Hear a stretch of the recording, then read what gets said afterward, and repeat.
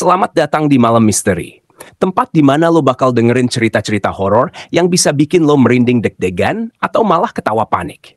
Gue, Pak Pem, bakal nemenin lo menyelami kisah-kisah seram dari berbagai penjuru. Dari pengalaman nyata sampai urban legend yang bikin bulu kuduk berdiri. Jadi, siap buat ngerasain ketegangan bareng? Jangan lupa subscribe, nyalain loncengnya, dan siapin nyali lo. Karena setelah denger ini, lo nggak bakal lihat malam dengan cara yang sama lagi.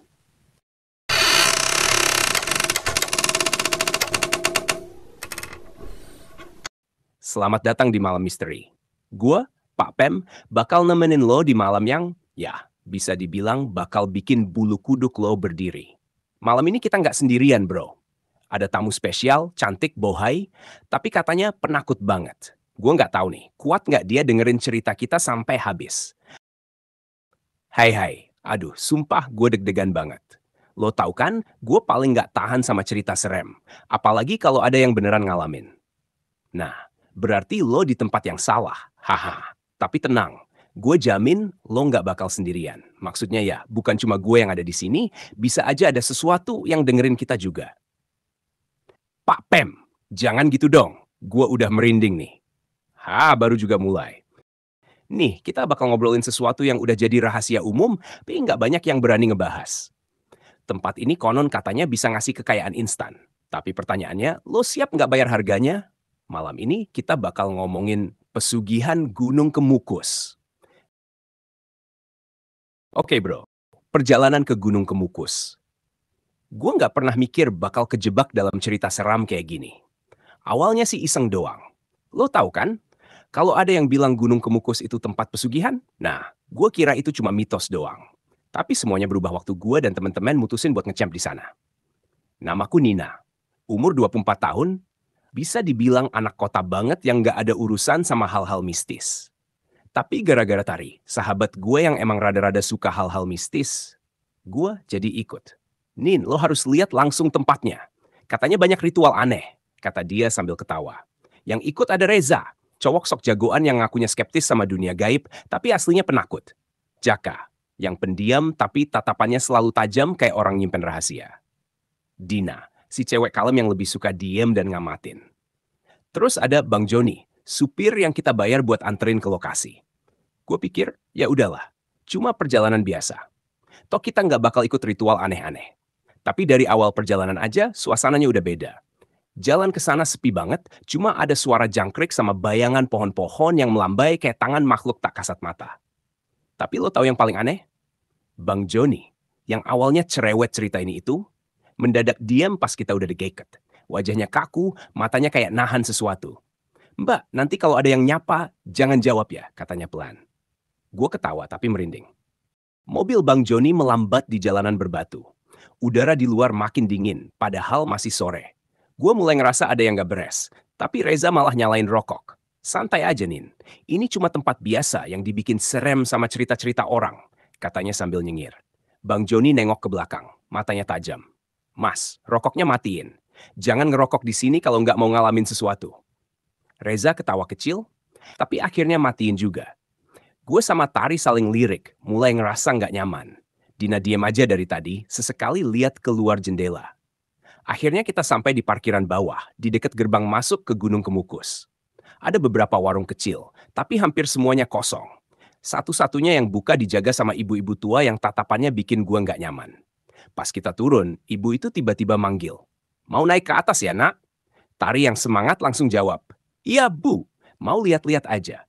Ibu itu diam sebentar, matanya ngelihat satu persatu ke arah kita. Jangan iseng di sana ya, apalagi kalau dengar suara orang manggil. Jangan ditoleh.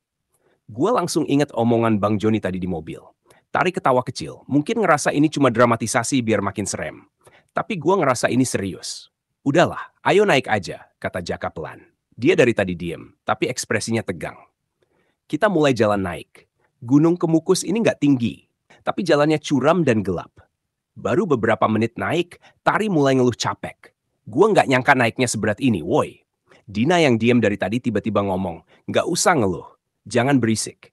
Gue heran, biasanya Dina paling santai, tapi sekarang suaranya kayak penuh tekanan. Lo kenapa, Din? Dina nggak jawab, tapi matanya nunjuk ke pohon besar di pinggir jalan setapak. Gue lihat ke sana. Dan sumpah, kayak ada bayangan hitam berdiri di bawahnya. Gue mau ngomong, tapi sebelum sempat buka mulut, ada suara dari belakang kami. Nina, sini dulu. Gue langsung kaku. Itu suara cowok, pelan tapi jelas. Gue nengok ke teman-teman berharap ada yang denger juga. Tapi yang lain malah diem, muka mereka tegang. Dina narik tangan gue. Jangan nengok, jalan aja. Gue jalan cepet-cepet. Langkah kami makin terburu-buru, tapi suara itu terus manggil. Nina, kamu nggak inget aku? Sumpah, gue ngerasa suara itu familiar. Tapi dari mana? Gue makin takut. Keringet dingin mulai ngalir di punggung. Tari akhirnya nggak tahan. Siapa sih itu? Dia nengok ke belakang. Dan saat itu juga gue lihat ekspresinya berubah. Muka Tari mendadak pucat. Bibirnya gemetar. Dia coba ngomong sesuatu, tapi nggak ada suara yang keluar. Gue tahu ada sesuatu yang salah. Dan dalam hati gue teriak. Tari masih diam dengan ekspresi ketakutan. Gue narik tangannya, tapi dia kaku kayak patung. Tar, lo kenapa? Suara gue gemetar. Mata Tari masih ngeliat ke belakang, tapi anehnya dia nggak ngomong apa-apa. Udara di sekitar gue makin dingin, padahal gue udah keringetan. Dina buru-buru nutup mata Tari pakai tangannya sendiri. Jangan lihat, suaranya panik. Gue, Reza, dan Jaka langsung narik Tari buat jalan lebih cepat. Tapi pas kita melangkah lagi, tiba-tiba ada suara dari pohon di pinggir jalan. Kayak ada sesuatu yang jatuh. Atau lebih tepatnya, melompat. Gue nggak berani nengok, tapi dari ekor mata gue ngeliat ada bayangan hitam yang bentuknya bukan manusia. Langkah kaki kami makin ngebut, hampir lari. Tapi suara itu terus manggil gue. Nina, kamu nggak inget aku? Gue berusaha nutup telinga, tapi suara itu makin deket. Dan kali ini bukan cuma gue yang denger. Jaka tiba-tiba berhenti. Sialan, suara siapa itu? Dina makin panik. Jangan ngomong, jalan aja. Tapi terlambat. Reza, yang dari tadi paling santai, malah nyari asal suara itu. Siapa sih yang main-main? Dan tanpa dia sadari, langkah kakinya mulai mundur ke arah suara itu. Dasar goblok, Rez! Jangan! Gue teriak. Tapi telat. Reza tiba-tiba jatuh ke tanah dengan mata melotot. Nafasnya memburu, bibirnya bergetar. Gue lihat, anjir! Gue lihat dia! Dina langsung ngeluarin botol kecil dari tasnya, nyipratin sesuatu ke Reza. Bangun! Jangan liatin dia. Dan dalam hitungan detik, Reza pingsan. Tari mulai nangis. Jaka ngegendong Reza, sementara gue sama Dina nyeret Tari buat cepet keluar dari area itu. Tapi sebelum kita bisa lari lebih jauh, ada sesuatu yang ketawang. Dan suaranya ada di mana-mana. Gue ngerasain bulu kuduk berdiri. Gue ngedenger suara ketawa itu makin deket. Bukan ketawa manusia biasa, lebih mirip suara makhluk yang lagi main-mainin kita. Reza masih pingsan di gendongan Jaka, sementara Tari nangis terus di pelukan Dina. Gue sendiri udah setengah mati nahan takut, tapi kita harus tetap jalan. Terusin aja jalan, jangan noleh. Dina bisik-bisik sambil tetap nyipratin air dari botol kecilnya ke udara. Tapi baru beberapa langkah, tiba-tiba bau amis darah langsung nyerang hidung gue. Dari kegelapan, gue bisa lihat sesuatu bergerak. Ada bayangan di antara pepohonan. Bayangan itu tinggi, kurus. Jaka mulai ngos-ngosan. Anjir, gue capek. Reza berat banget. Gue nengok ke dia, jangan berhenti, Jak! Tapi terlambat. Dari atas pohon, sesuatu Jaka kepleset dan Reza kebanting ke tanah. Dina buru-buru lari ke arah Reza. Tapi begitu dia mendekat, Reza duduk tegak sendiri. Mata dia kebuka lebar, tapi anehnya pupilnya putih semua. Dan bibirnya menyeringai, ngomong dengan suara bukan suara dia. Kalian gak boleh pergi, udah ada yang nunggu kalian di bawah. Gue ngerasa perut gue mual. Jaka udah mundur dengan muka pucat, sementara Tari mulai histeris. Reza, atau sesuatu yang ada di dalam tubuhnya, ketawa pelan. Udah ada yang siap nemenin kita di sini. Tiba-tiba Tari jerit. Gue nggak mau mati di sini. Dan detik itu juga, semua lampu senter kita mati serentak. Gelap total. Sunyi, dari kegelapan terdengar suara berbisik. Salah satu dari kalian harus tinggal di sini. Gue ngerasa jantung gue berhenti. Dan dalam kegelapan itu, gue mulai sadar sesuatu. Malam ini ada yang harus jadi tumbal. Gue nggak bisa lihat apa-apa. Gelap total. Cuma suara napas gue sendiri yang terdengar. Berat, ketakutan, sampai tiba-tiba. Pluk. Ada yang nyentuh pundak gue.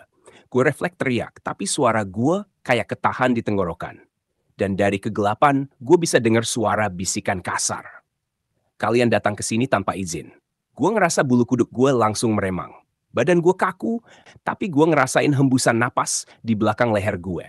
Salah satu dari kalian harus tinggal. Tiba-tiba lampu senter Jaka nyala lagi, walaupun remang-remang. Dan pas cahayanya mantul ke muka Reza, anjir, dia senyum lebar banget. Senyumnya nggak manusiawi.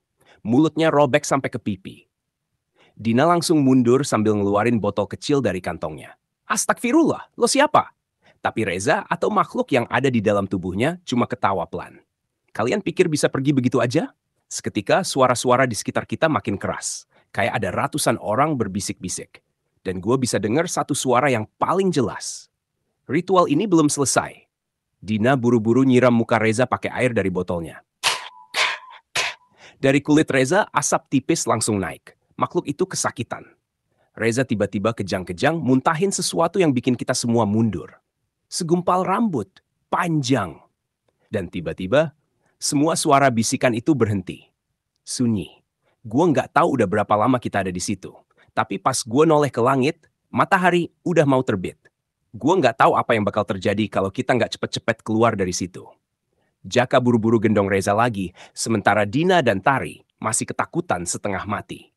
Kita jalan secepat mungkin ke arah jalur turun. Tapi sebelum kita ninggalin tempat itu, dari belakang masih bisa dengar suara yang sama. Ritual ini belum selesai. Gue nggak berani nengok. Tapi gue sadar, kita nggak sepenuhnya berhasil keluar dari sini. Gue nggak inget gimana akhirnya kita bisa turun dari Gunung Kemukus. Yang gue tahu, kita lari secepat yang kita bisa. Pas akhirnya kita sampai di bawah, suasana masih sepi. Udah hampir subuh dan udara dingin kerasa makin menusuk. Reza masih pingsan di punggung Jaka. Dina ngos-ngosan sambil terus merapal doa. Tari diem aja, matanya kosong, kayak masih syok.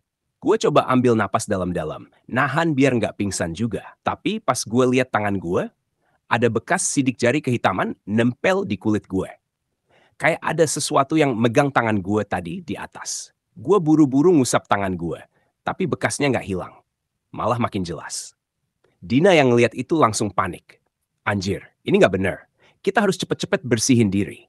Jaka setuju. Dia ngajak kita langsung ke rumah salah satu kenalan yang katanya bisa nolongin kita. Rumah Mbah Sastro. Rumahnya tua banget, halamannya luas, banyak pohon rindang. Ada aroma dupa samar-samar yang nyebar di udara. Mbah Sastro, seorang lelaki tua dengan mata tajam, duduk di kursi kayu sambil ngeliatin kita satu persatu. Kalian bawa sesuatu dari atas ya? Gue kaget, dia langsung tahu. Tari yang dari tadi diem tiba-tiba mulai nangis. Mbah Sastro mengangguk pelan. Aku tahu, tapi bukan cuma dia yang kena. Dia mandang ke arah gue, dan pas dia ngomong, suara gue langsung tercekat. Kamu, ada yang ikut? Gue langsung merinding. Mbah Sastro berdiri, ngambil segenggam beras dari mangkuk di sampingnya, lalu nyebarin di lantai. Kalau memang ada yang ikut, dia pasti nunjukin diri. Udara di dalam ruangan mendadak berubah. Dingin, sunyi, membentuk jejak kaki. Dan jejaknya berhenti tepat di belakang gue. Nggak bisa nafas. Jaka buru-buru narik gue ke belakang. Dina ngerekatin botol air yang tadi dia bawa. Mbah Sastro narik napas panjang, lalu mulai ngerapalin sesuatu dengan suara berat. Dan tiba-tiba Reza, yang dari tadi pingsan mendadak bangun. Matanya hitam legam. Dan dari mulutnya ada suara perempuan. Ritual ini belum selesai. Ritual ini belum selesai. Gue sama yang lain, nggak ada yang berani gerak. Mbah Sastro tetap tenang. Dia nyari sesuatu di kantong bajunya, lalu ngeluarin sebuah keris kecil. Dia duduk di depan Reza, mandang tajam. Siapa kamu? Tanya Mbah Sastro dengan suara pelan tapi dalam. Reza, atau lebih tepatnya makhluk yang ada di dalamnya, ketawa pelan. Yang kalian panggil sudah datang, dan dia tidak akan pergi sebelum mendapat yang dia inginkan. Dina makin nempel ke gue, tangannya dingin. Mbah, ini gimana? Bisiknya panik. Mbah Sastro nggak langsung jawab. Dia cuma ngelirik ke gue. Gue makin nggak enak hati. Yang dia inginkan ada di sini. Suara itu keluar lagi dari mulut Reza. Gue langsung merinding. Dia ngomongin gue? Jaka nepis gue sedikit ke belakang, seolah ngelindungin gue. Jangan macem-macem woi, balikin temen gue. Kali ini lebih keras. Kalian datang tanpa izin, membuka jalan yang seharusnya tertutup. Dan sekarang, lampu di ruangan itu kelap-kelip sendiri. Udara jadi lebih berat. Dari arah belakang, gue ngerasa ada sesuatu yang berdiri. Dekat banget. Mbah Sastro buru-buru menusukkan kerisnya ke lantai. Brak! Kayak ada sesuatu yang kelempar dari tubuh Reza. Dia tiba-tiba ambruk ke lantai, kayak orang kehabisan tenaga. Tapi di saat yang sama, Pintu rumah Mbah Sastro tiba-tiba kebuka sendiri. Dan di luar sana, di tengah halaman yang gelap, ada sesosok bayangan berdiri. Sosok perempuan, dengan rambut panjang, dan tanpa wajah. Bayangan perempuan tanpa wajah itu berdiri di luar, di tengah halaman yang gelap. Angin dingin berembus masuk lewat pintu yang kebuka lebar. Bau anyir langsung nyambar hidung gue. Gue nggak bisa gerak. Dina gemeteran di sebelah gue, napasnya mulai tersengal. Jaka langsung ngebentak. "Siapa lo?" Tapi sosok itu nggak jawab. Dia malah berjalan mendekat. Langkahnya pelan. Tapi setiap kali dia melangkah, tanah di bawahnya kayak melembek dan membusuk. Mbah Sastro buru-buru berdiri, menutup pintu dengan cepat. Prak! Kami semua langsung mundur ke belakang, melingkar di tengah ruangan. Reza masih tergeletak di lantai, mukanya pucat banget. Mbah Sastro ngecek nadi Reza. Masih hidup, gumamnya. Tapi tiba-tiba, pintu yang baru ditutup tadi bergetar keras. Ada sesuatu yang maksa masuk. Dari luar terdengar suara bisikan. "Mbak," Dina langsung nempel makin erat ke gua. "Apa maksudnya?" Bisiknya panik. Jaka ngeluarin pisau lipetnya, siap siaga. "Mbah, ini harus diapain?" Mbah Sastro menarik napas dalam. Dia lalu menatap gua dengan mata serius. "Mereka datang bukan tanpa alasan. Mereka sudah memilih salah satu dari kalian." Jantung gua langsung berdetak lebih kencang. Gua ngelirik Dina. Dina ngelirik balik ke gue. Suara ketukan di pintu makin keras. Dak, dak, dak. Ban kayunya mulai retak, seolah ada sesuatu yang maksa masuk. "Mbak, buka pintunya." Suara itu lirih, tapi mengandung ancaman. Dina nangis. "Kenapa harus gue, Mbah? Kenapa mereka milih gue?" Mbah Sastro meremas keningnya seperti berpikir keras. "Karena kamu sudah melihat mereka," jawabnya singkat. Gue merinding. Yang sudah melihat nggak bisa berpaling. Mereka akan terus mengejarnya sampai dia menerima tawaran mereka, lanjut Mbah Sastro. Dina makin panik. "Tawaran apaan, Mbah? Gue nggak mau apa-apa dari mereka." Pintu mendadak terhempas sendiri. Angin hitam menyelinap masuk. Di tengah pekarangan, sosok perempuan tanpa wajah berdiri. Tapi kali ini, dia nggak sendiri. Di belakangnya ada bayangan-bayangan lain. Mereka semua menghadap ke arah Dina. Suara serak itu terdengar lagi. "Kau bisa memiliki semuanya asal kau mau." Dina terdiam. Napasnya terengah-engah. Mbah Sastro buru-buru menggenggam tangan Dina. "Jangan jawab, diam aja." Tapi bayangan-bayangan itu malah mendekat. Satu persatu mereka mengelilingi Dina. Dan yang paling depan, sosok perempuan tanpa wajah itu mengangkat tangannya. Dari tangannya yang berwarna hitam muncul sesuatu. Sebentuk perhiasan. Gelang emas berukir yang tampak seperti baru. "Pakai ini, dan semua yang kau inginkan akan jadi milik." Dina gemetar menatap gelang emas yang melayang di depan wajahnya.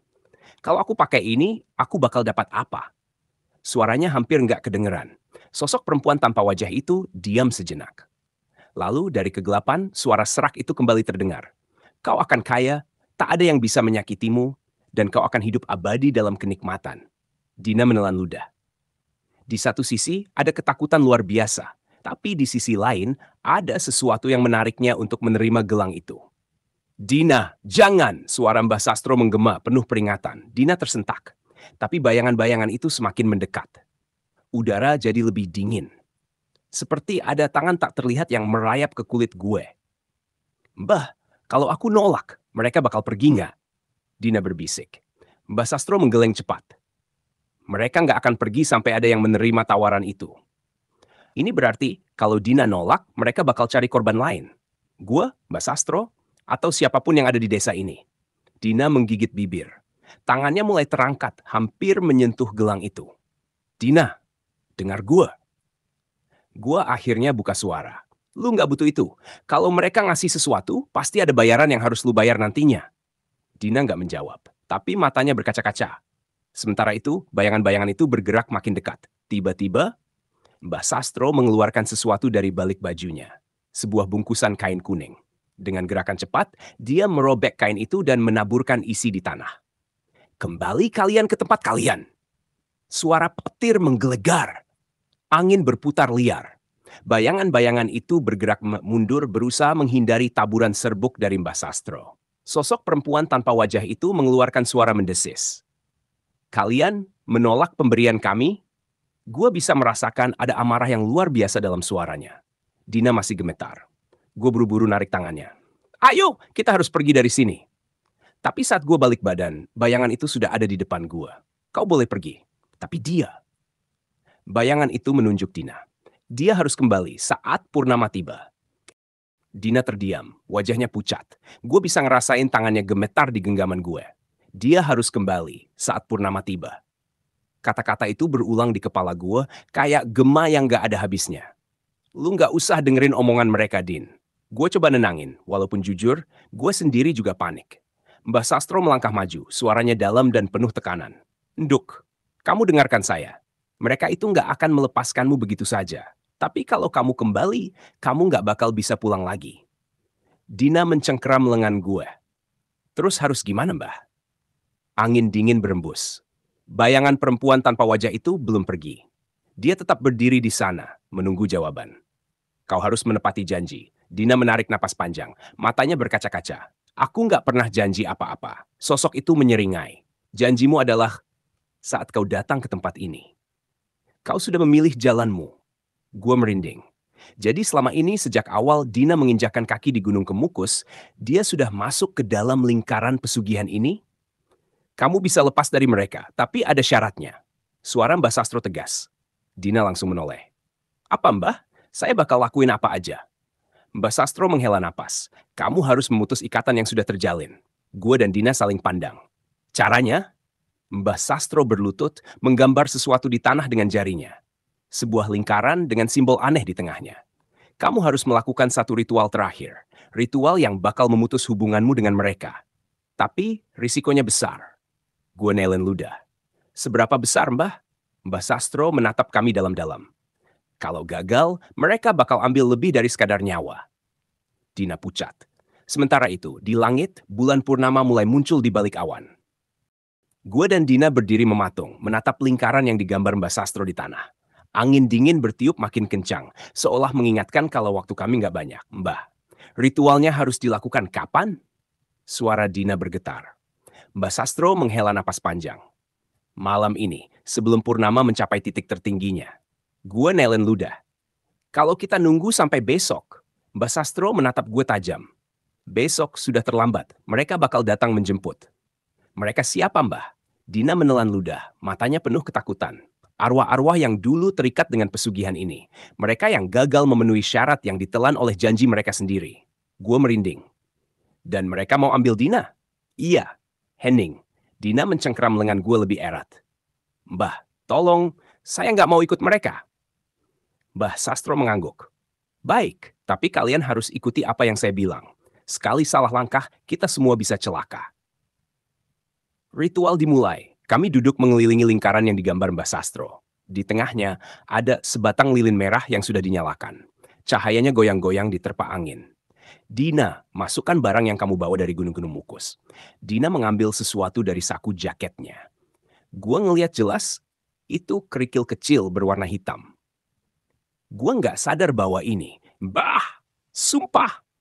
Mbah Sastro mengangguk. Itulah tanda bahwa kamu sudah dipilih. Mereka pasti meninggalkan sesuatu sebagai penanda. Dina gemetar tatap batu itu ke tengah lingkaran. Mbah Sastro mulai melantunkan doa dalam bahasa Jawa kuno. Gue nggak ngerti artinya, tapi suaranya berat, dalam, dan bikin bulu kuduk berdiri.